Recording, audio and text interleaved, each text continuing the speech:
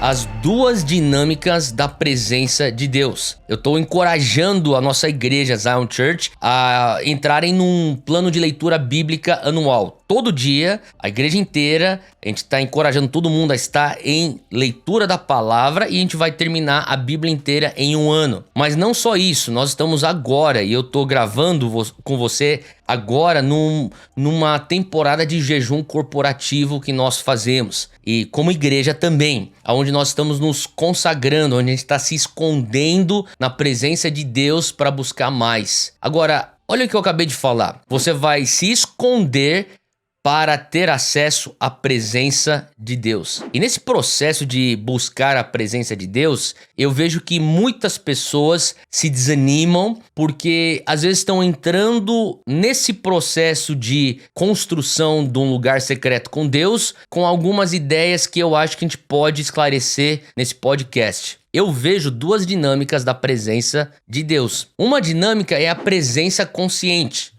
Não sei se você já teve isso, mas eu já tive algumas vezes na minha vida momentos com Deus onde eu estava consciente da presença dele. Uma vez eu perguntei para alguns dos meus mais próximos, qual foi o momento na presença de Deus que mais te marcou? Aquele momento que você fala assim, cara, aquilo lá foi um divisor de águas na minha vida. E tem gente que fala assim, cara, uma vez eu estava em oração e eu comecei a sentir o fogo do Espírito Santo vindo sobre mim, eu comecei a ficar com calor, eu literalmente suava. Outra vez uma pessoa que eu conheço bem próximo e há muitos anos falou, Theo, eu tava em oração, cara, e de repente veio um temor de Deus dentro do meu quarto, cara, e eu escutava anjos cantando. Eu falava, uau, cara, isso é incrível, você escutar anjos cantando. É incrível você escutar, sabe, você sentir o calor do Espírito Santo. Teve uma outra pessoa que disse que viu literalmente, assim, a presença de anjos dentro da casa. Eu falei, mas como é que você viu? Ele falou assim, Theo, assim como eu te enxergo, eu vi com meus olhos abertos, meus olhos físicos. A passo que todas essas experiências são experiências extraordinárias, transcendentais, sobrenaturais. Eu acredito em todas essas experiências. Eu acredito porque eu também tenho já talvez aí uma lista curta de momentos que eu tive com experiências sobrenaturais. Agora, eu entendo também que quando você se dispõe a estar buscando Deus diariamente e buscar a presença dele, nem sempre a presença dele vem de uma maneira consciente. Eu quero deixar bem claro que eu acho que a presença consciente é maravilhosa. Ela é incrível. Ela muda vidas. Ela é algo que te marca. Agora, eu também quero deixar claro que se você for parar a pensar, a presença consciente, ela não requer fé. Você não precisa crer quando você está tendo uma experiência onde você sente o toque físico.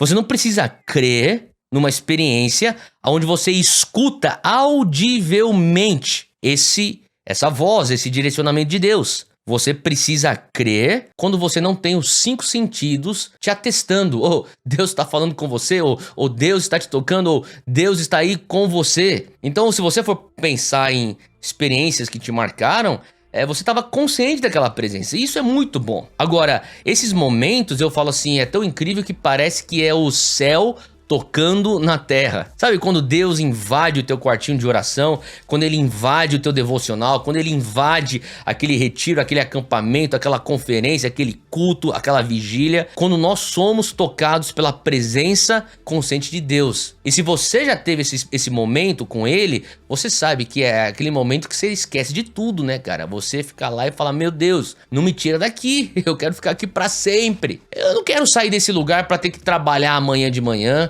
Eu não quero sair desse lugar pra ter que voltar pra faculdade ou ter que voltar pra, sei lá, pegar trânsito em São Paulo, pagar imposto, ter que lidar com, sei lá, os BOs da vida. Não, você tá lá experimentando um prazer. É literalmente aquilo que Davi, ele conta pra gente em Salmos 16, versículo 11, quando ele fala que a alegria, existe alegria plena na tua presença.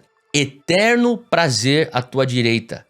Para pensar nessa frase. Ele tá falando assim, olha, quando eu tenho contato com a tua presença, eu tenho prazer. Sim, você já pensou que ele nos dá prazer quando somos conscientes da sua presença? E a pergunta quando então que nós levamos prazer a Ele? Eu estava falando sobre as dinâmicas da presença. Uma dinâmica é a presença consciente. Agora, a presença inconsciente de Deus, ela não é sentida.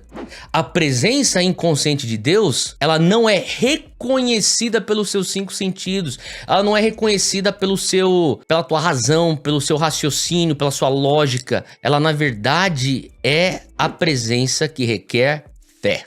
Você precisa crer que ele tá lá com você naquele quartinho de oração. Você precisa crer que aquelas palavras que você tá lendo daquela página das escrituras é literalmente a voz de Deus falando com você. Você precisa crer. E aí é quando você e eu, nós, temos a oportunidade de levar prazer a Deus. Se no esconderijo ou no meu lugar de oração, no meu lugar de busca dele, eu não sentir a presença de Deus, e mesmo assim eu buscá-lo, e mesmo assim eu orar e comunicar, eu venho me comunicar com ele, aí então eu estou levando prazer a ele, porque eu estou adorando a ele mesmo na presença inconsciente. E como é que eu sei que eu tô levando prazer a ele? Porque em Hebreus 11, versículo 6, diz que sem fé é impossível eu agradar a Deus, pois quem dele se aproxima precisa crer. Crer que Deus existe e crer que ele recompensa aqueles que o buscam. Eu não tô sentindo nada, eu não tô escutando nada, eu não tô vendo com meus olhos físicos nada, mas eu creio. E o ato que eu faço de crer e continuar e permanecer no lugar secreto com Deus, buscando ele, esse ato leva a ele prazer. Eu não sei você, mas eu quero não só receber prazer de Deus, mas eu também quero levar prazer para ele. E é interessante que lá em Salmos 16, a gente acabou de citar aqui esse versículo, mas no versículo 8, Davi fala que eu tenho posto o Senhor continuamente diante de mim. Para pensar nisso. Davi fala, eu tenho que pôr Deus continuamente diante de mim. Por que ele tem que pôr Deus continuamente diante dele? Porque é um exercício para que Davi viesse trazer a presença do inconsciente para o consciente. Ele fala assim, olha, eu não estou sentindo nada, então eu não tenho ajuda dos meus sentidos, mas eu vou fazer um exercício de algo que eu creio, que eu tenho fé, que eu tenho a certeza. É o firme fundamento daquilo que eu sei. Deus está aqui. Eu não sinto ele, eu não escuto ele audivelmente, eu não estou vendo ele fisicamente, mas na minha consciência eu vou pôr ele diante de mim. Então você e eu, a gente precisa continuamente pôr ele diante de nós. Porque uns dias você vai acordar e você não vai ter o luxo de sentir a presença dele. Você vai ter dias que você vai acordar, você não vai ter o luxo de escutar a voz audível dele. Você vai ter dias que você vai acordar que você não vai ter o luxo de ver um anjo te ajudando a abrir a Bíblia. Você vai ter que fazer isso em fé.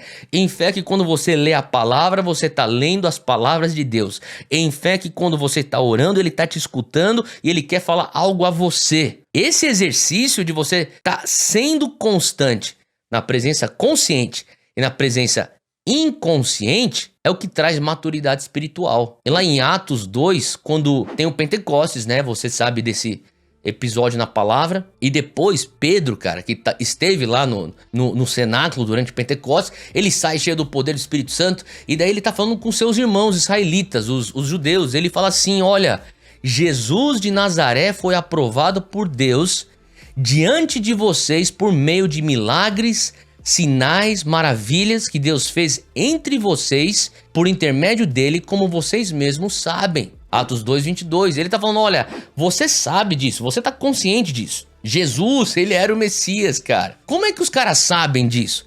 Porque eles estavam conscientes, porque eles viram os milagres. Eles escutaram os testemunhos daqueles que foram curados. Eles talvez estavam com aqueles que provaram, comeram do pão que foi multiplicado. Eles talvez estavam com perto daqueles que conversaram com a mulher que derramou o nardo aos pés de Jesus e sentiram o cheiro. Faz sentido o que eu tô falando? O povo lá, cara, tava com todos os 5 sentidos apontando para Jesus é o Messias. E daí Pedro, ele continua e fala assim, olha, esse homem que vocês mataram, Jesus, ele fala assim, ele foi entregue a vocês por intermédio e propósito determinado e pré-conhecimento de Deus. E com a ajuda de homens perversos, vocês o mataram pregando ele numa cruz. Mas quando Deus o ressuscitou dos mortos, rompendo os laços da morte, porque era impossível que a morte o retivesse, e a respeito dele disse Davi: eu sempre via o Senhor diante de mim, porque ele está à minha direita e eu não serei abalado. Olha que coisa doida. O próprio Pedro cita o que a gente acabou de ler, que Davi escreveu. Deus, ou melhor, Davi punha Deus diante dele constantemente. O que quer dizer isso? Pedro estava falando, vocês tiveram a presença consciente com milagres e sinais e mesmo assim o mataram porque vocês não o reconheceram. Vocês não discerniram. Pedro fala, eu não participo disso, eu não compactuo com esse crime. Eu experimentei Jesus no consciente, sim. Eu estava lá nos milagres, eu estava lá nas curas, na multiplicação dos pães, mas eu também, como Davi, pus no inconsciente, diante de mim, constantemente, Jesus. E é assim que eu o reconheço. Eu o reconheço como Messias. Gente, se você fala assim, Theo, eu já experimentei tantos milagres, eu já experimentei tantas curas e tantas coisas sobrenaturais, que bom. Você teve o luxo de ter o prazer de Deus, mas a maturidade vem você crendo quando você não experimentou nada disso. A maturidade vem quando você experimenta e não experimenta e Deus continua o mesmo. A constância em fé, independente da dinâmica da presença consciente ou inconsciente. Você já parou para pensar que quando você chegar no céu, você não vai precisar de fé? Quando você chegar no céu, você não vai precisar orar? Quando você chegar no céu, a oração de fé, que nem está citado na palavra, a oração de fé que cura enfermo, lá não serve essa oração, porque lá não vai ter enfermo. No céu você vai ter tantas evidências da divindade de Jesus, você vai ter tanta evidência da glória de Jesus, que a palavra diz que toda língua confessará e todo joelho se dobrará. E a língua vai confessar Jesus Cristo é o Senhor. Então para pensar que se até o mais ateu, se até o mais ímpio, o mais cético, no céu, na eternidade, diante de Deus, vai dobrar o joelho e confessar que Jesus é o Senhor, que mérito você tem então de crer só quando chegar no céu? O nosso mérito como crentes é que nós cremos sem as evidências que são necessárias para fazer um ímpio crer. O nosso mérito como crentes é que nós vamos crer, seja ele curando ou não curando. Nós vamos crer, seja ele multiplicando pão ou eu numa escassez e passando necessidade. Como Paulo fala, eu sei viver com pouco, eu sei viver com muito. Eu creio que isso é maturidade espiritual. É só nesse lado da eternidade que você e eu vamos ter a oportunidade de agradá-lo em fé. A presença consciente e a presença inconsciente. Na presença consciente eu recebo o prazer dele e na presença inconsciente eu levo o prazer para ele. Deus te abençoe, até a próxima.